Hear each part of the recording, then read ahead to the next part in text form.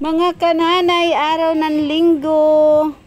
Ayan, family day. Ang galing ni Kuya magtanggal ng buto ng bangus. Ay, ng tinik ng bangus, mga kananay.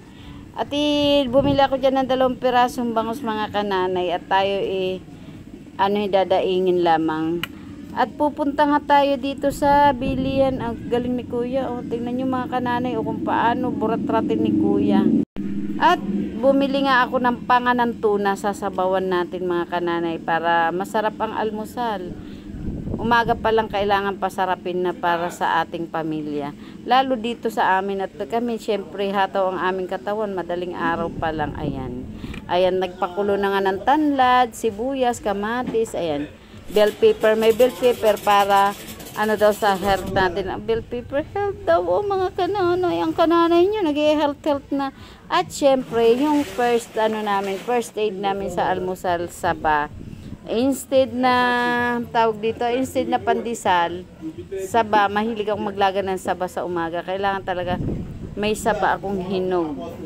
Ayan mga kananay, at nilagyan ko nga lang yan ng talbos ng kamote, malunggay, at dahon ng sibuyas. Ayan ang saba mga kananay. Ayan, almusal na tayo.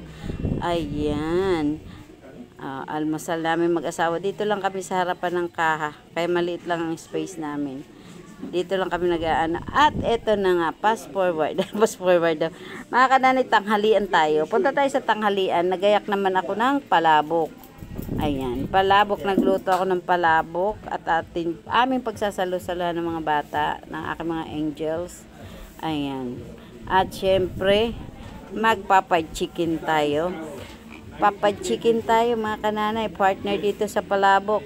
Lunch namin yan. Syempre, abutin yan tsak ng hapon. At kami lang naman dito. Ayan. At nag-ano ako ng palamig. Nagkad ako ng melon. Mag-ano ako ng palamig para kami namang panghimagas. Ayan. Nagmilon, nagdagan ko na ng yelo at asukal. At syempre, hindi mawawala ang gatas ng kananay nyo. Hindi sa akin. Kay Mang Alaska. Ayan mga kananay, ang sarap niyan. Ang sarap na milon na may gatas asukal. Tapos maraming yelo. My God, ano na, diet, kumusta ka na? At syempre, ito na ang aming lalantakan. Ayan na. Nauna maubos si cheese chicken. Ayan, nastira namin almusal. At ito na at mananghalian na tayo mga kananay.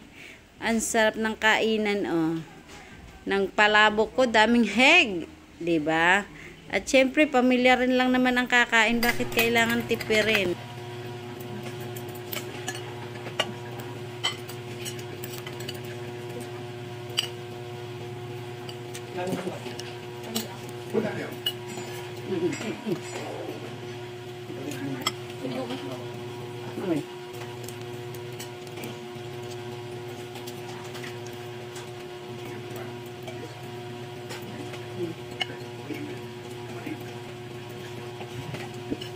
Pinakalimta ko may bata. Wait lang, ano may pagkain mo? Wait lang.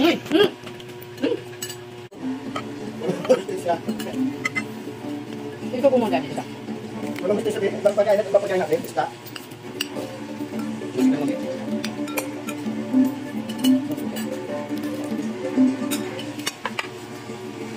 Para gusto ko mamalo. Sabihin mo mali. Basta natin.